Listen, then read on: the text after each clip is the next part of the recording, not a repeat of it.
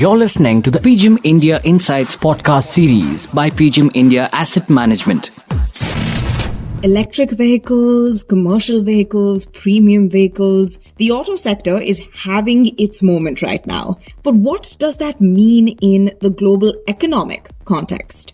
Hello and welcome to a brand new episode of PGIM India Insights. Folks, you've got me, Ahalya, keeping you company. And this is the podcast series by PGIM India Asset Management, where investment experts from PGIM India Asset Management share their perspectives on the most pressing issues impacting global and domestic markets and how you can prepare your portfolio to benefit from opportunities across those markets through these insights. So without further ado, let's dive into a conversation about the auto sector and what it has to do with our investment journeys. Let me hand over the mic to Ankit Jain and Surjitt Arora, PGIM India Insights regulars, for another interesting conversation. Thanks, Alia.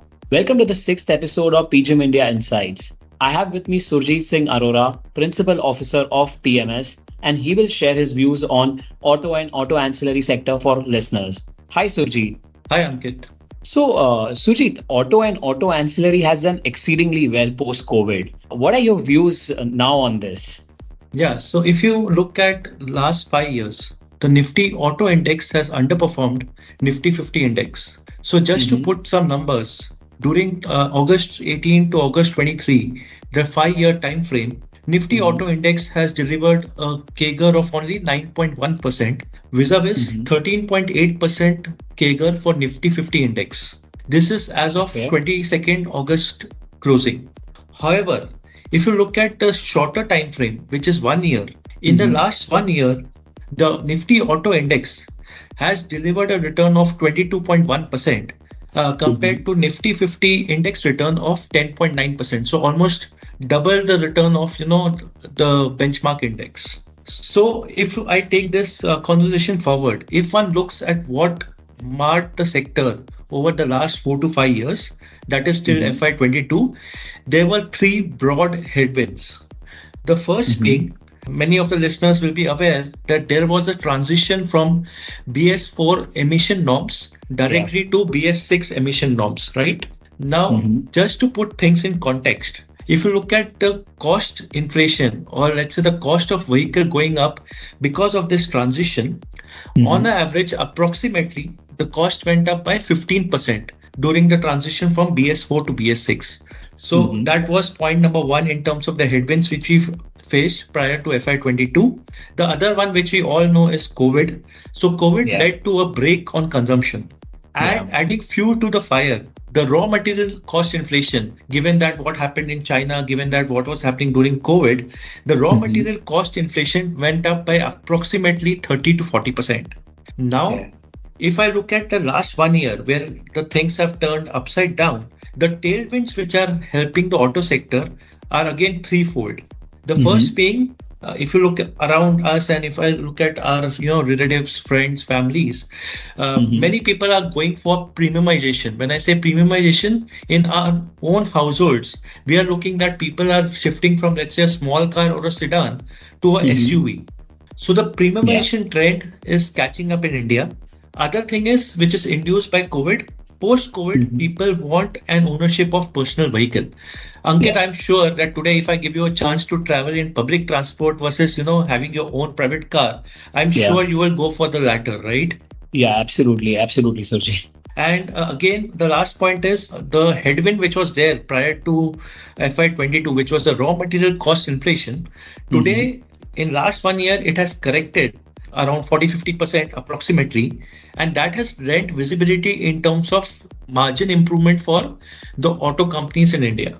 Sure. I think, you rightly pointed out, I know a lot of, people around us who never had their own car, and post-COVID, they went ahead and booked their own vehicle because ownership of vehicle became very crucial during COVID time. Surjitt, so what I understand from this is that even though, auto and auto ancillaries, which have done very well in the last 1.5 years, over a 5-year period, they have still underperformed, the benchmark, which is, Nifty. Correct. So, for our listeners, if you can, talk about what are the subsectors, within auto, which one should look at.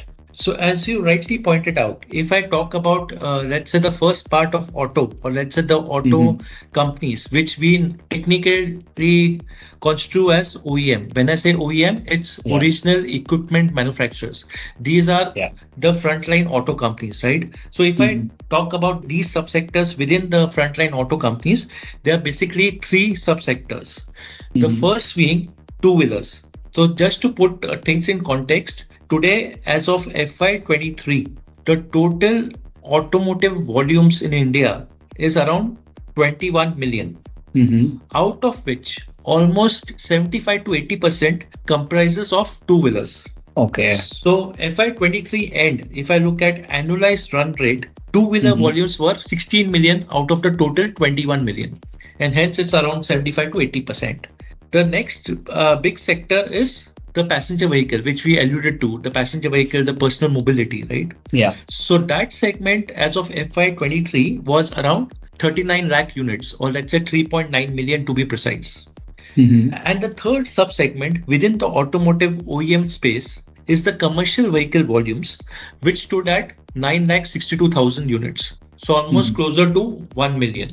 Now, this was on the auto OEM part. When I look at the supply chain, or when I look at the auto ancillary space, it has huge number of subsectors.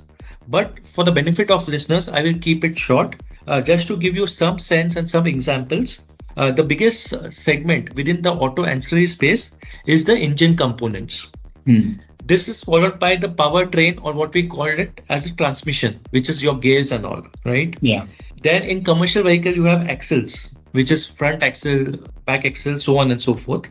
Yeah. And then there are certain segments like wiring harness, lighting. Today, you will be surprised to know that in the new cars which are coming on road, the kind of sensors which are getting used, or the kind of software which is getting used in the vehicles, is at a lifetime high, right? Okay. So sectors like sensors, sectors like, software, and some basic sectors like tires, batteries, steering, which are the heart of the vehicle, continue to be the mainstream for auto ancillary companies. So just to put things in context, no original equipment manufacturer, which is the auto OEM, would depend only on one or two suppliers. Yeah. They also want to mitigate the risk, and they don't want to make themselves over dependent on a particular supplier, right? So ideally, any OEM which is there in India will diversify among many suppliers for the same component.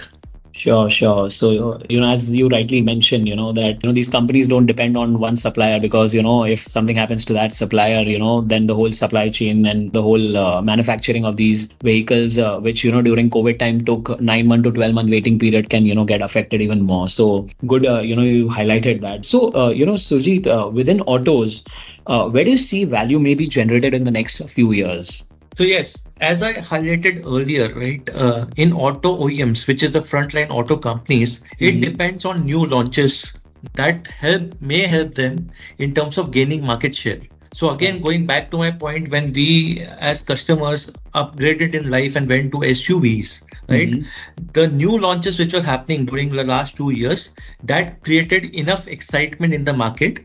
And in turn, because they started selling and people had a craze for these kind of vehicles, the market share of respective companies also went up. So what I'm alluding to here is the premiumization trend, whether it was two-wheelers or whether it was four-wheelers, both continue to remain. And I believe this trend is likely to continue in the near future.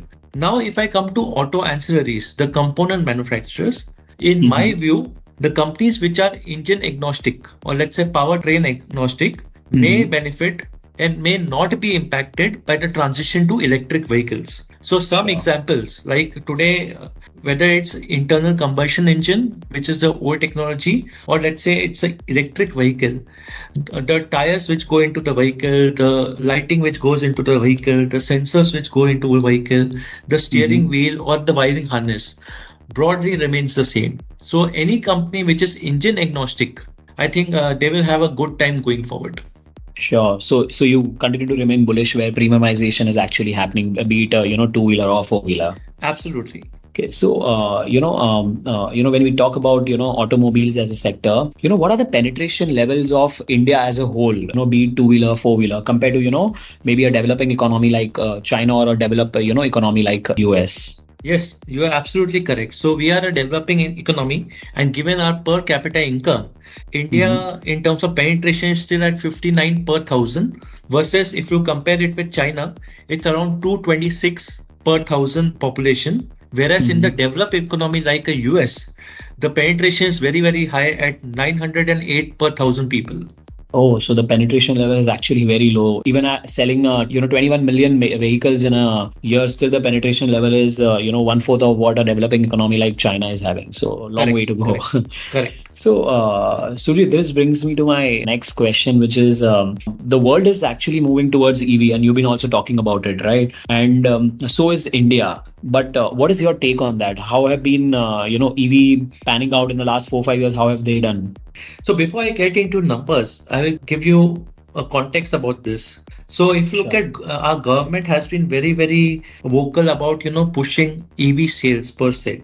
So if you remember in 2019, Government of India came with a policy known as FAME policy, which is nothing but faster adoption and manufacturing of hybrid and electric vehicles. And it was launched in the month of April 2019. And now, given the acceptance of EVs and given the investment in EVs, this has been further extended for a period of 2 years till 31st March 2024. So what happens is, because of this incentives given by the government, there is a quite good adoption of EVs specifically on 3 segments, which is two-wheelers, three-wheelers and buses. Okay. So in our own research, we believe that public transport will be at the forefront of EV adoption. Because just to give you an example, today if a bus is going to a particular route and you have a depot of buses where they are parked, you know exactly when to charge the bus and what route it will take, right? So it becomes very easy to guide these vehicles as well as to charge these vehicles, because there is a set distance to be covered. However, for you or me as an individual, I believe four-wheeler EV penetration will take some time to pick up. There are some reasons for the same. First, even if you take into account the subsidies, the cost of acquisition of an EV currently is well above the affordable levels for an average Indian consumer. Yeah. Second, the anxiety in terms of the charging infrastructure or the range, it still continues, because as a country, we still have to do a lot of work on the investment in terms of infra network for the charging infrastructure. Yeah. And third, today there are very, very limited players in this space and very few options for the consumer to choose from. Yeah. Given these factors, I believe on one hand, definitely public transport will see the light of the day in terms of faster EV adoption. On the other hand, EV transition in terms of personal mobility, or let's say four-wheelers, is likely to take a while and may happen only once the technology evolves and battery costs which come down. For the benefit of the listeners here, today the passenger vehicles which are there with EV technology, approximately 35 to 40% of the vehicle cost is the battery cost. So unless and until globally the battery cost comes down by a meaningful amount, the inflection point in terms of the pricing of the vehicle is some time away in my view. Okay. So, with government FAME policy intact, we expect that EV transition to continue to pick up pace, especially with two-wheelers, three-wheelers and buses. And, there's still some time away for passenger vehicle, transition to EV. So, as you highlighted, within, the entire auto two-wheelers and buses have had these EV penetration picked up. But what are these penetration levels of EV, overall? If you can, give us some numbers. Out of the total sales, how much percentage of it is EV now? Yes. So let us start with two-wheelers first, because that is where the major penetration is happening. So just for clarity, if you look at two-wheelers overall volume and then break it down between scooters and motorcycle, today scooters is 1/3 of the two-wheeler market. So let's say 33% is scooters and 67% is motorcycles. Now, if I do the math and if I look at overall two-wheeler volumes, and within that the EV penetration, it's only 4.6%. Okay. But as I mentioned in my earlier remarks, if you look at within two-wheelers, scooter is a segment where the penetration seems to be a lot higher. So just to put things into context, overall two-wheeler, the EV penetration as of FY23 is only 4.6%. But if you look at EV penetration within scooters, which is 1/3 of the market, EV penetration within scooters is 14.6%. So compared to a 4.6% overall within two-wheelers, in scooters, the penetration is 3x at 14.6%. This is as of FY23 end, which is March 23. Yeah. Similarly, if you look at passenger vehicles, as we highlighted earlier in our last question, is that passenger vehicles still the penetration is very, very minuscule. So just to give you a number, today EV penetration is only 1.2% in terms of passenger vehicles. And if you look at public transport, the point which we were discussing earlier, in buses per se, the penetration as of FY23 end is 5%. Okay. So just to summarize, scooters will be the higher penetration at around 14.6%, followed by buses, which is public transport, at around 5%. And then comes personal mobility or passenger vehicles, where the EV penetration continues to be quite low at around 1.2%. Sure. Good that you summarize it pretty well, because there are too many numbers here.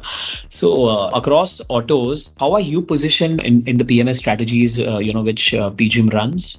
So if you look at both the strategies, core equity portfolio as well as Phoenix portfolio, approximately our exposure to auto and auto ancillary sector is around 11% as of 31st July 2023. Okay. I think both these products have done pretty well, and over the last 2 years since COVID, auto and auto ancillaries have helped these strategies to do well. So, let me, summarize, today's discussion for our listeners in 4 points. So one would be, auto and auto ancillary, which actually has done very, very well in the last 12 to 18 months, still continues to underperform over a 5-year period compared to Nifty. Within auto, wherever premiumization is happening, we like those companies. Third, with government FAME policy intact, we expect, EV transition to continue to pick up, especially with two-wheelers, three-wheelers and buses. And as and when, the cost of the battery and availability of charging station increases, I think penetration of EV in passenger vehicle will also pick up. And last, that across our PMS strategies, auto and auto ancillary comprises 11% of the portfolio. Surjitt, hope I have summarized pretty well for our listeners. Absolutely. Thank you so much, Surjitt, for sharing your views, for all of us. And thank you everyone for listening to us. I shall see you all soon on the next podcast. Well, numbers and statistics aside, that was definitely a very riveting and informative conversation, right? Who knew the larger impact of the auto sector runs this deep? With that, we've reached the end of this episode of PGIM India Insights. Now remember, while the conversations may give you insight into how you can develop your portfolio, it's extremely important that we as individual investors seek the advice of a trusted financial advisor to figure out exactly what works for us. We're all unique and we all have very unique investment requirements as well as journeys. Okay? We'll catch you on the next episode very soon. For now, this is Mia Halya signing off. Happy investing. Mutual fund investments are subject to market risks. Read all scheme-related documents carefully. You're listening to the PGIM India Insights podcast series by PGIM India Asset Management.